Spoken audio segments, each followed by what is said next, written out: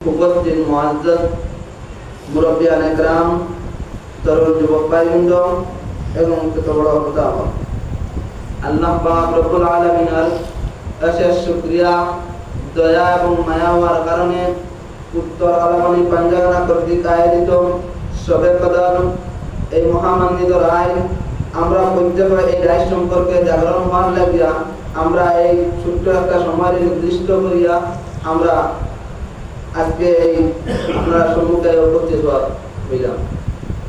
আল্লাহ পাক রব্বুল আলামিনে আমরা এই শবে কদর রায়টা দিয়েছেন কুরআন শরীফের মাধ্যমে। আমরা প্রত্যেকের জানা আছে এই শবে কদর রায়টা আমরা কুরআন শরীফের মাধ্যমে আমরা শবে কদর রায়টা পাইছি। এখন এই কুরআন শরীফটা কার মাধ্যমে আইছে আমরা প্রত্যেকের জানা দরকার।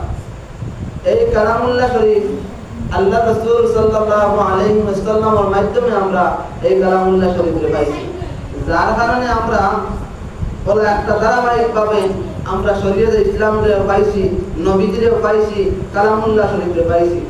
মুহতারাম দোস্তওয়ালা বুজুর্গগণ, আমি আপনাদের সম্মুখে পাক কালামুল্লাহ শরীফ থেকে একটা সূরার তিলাওয়াত করছি। এই সূরার সম্মুখে রাখিয়া আপনাদের সম্মুখে কিছু আলোচনা করার চেষ্টা করব। আল্লাহ পাক রব্বুল আলামিন ফরমায়, ইন্না আনজালনাহু ফি লাইলাতিল কদর। কদর শব্দের অর্থ আমরা প্রত্যেকের শাব্দিক করতে জানা আছে বাইক।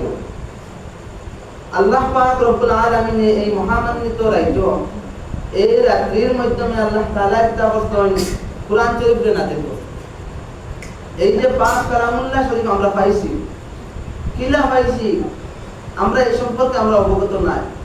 আমরা প্রত্যেক এই অবগত জানাবার দরকার। আল্লাহ রাসূল সাল্লাল্লাহু আলাইহি ওয়াসাল্লামের কাছে হযরত জিবরিল আমিন আলাইহিস সালাতু ওয়াস সালাম আইসেন। আল্লাহ রাসূল সাল্লাল্লাহু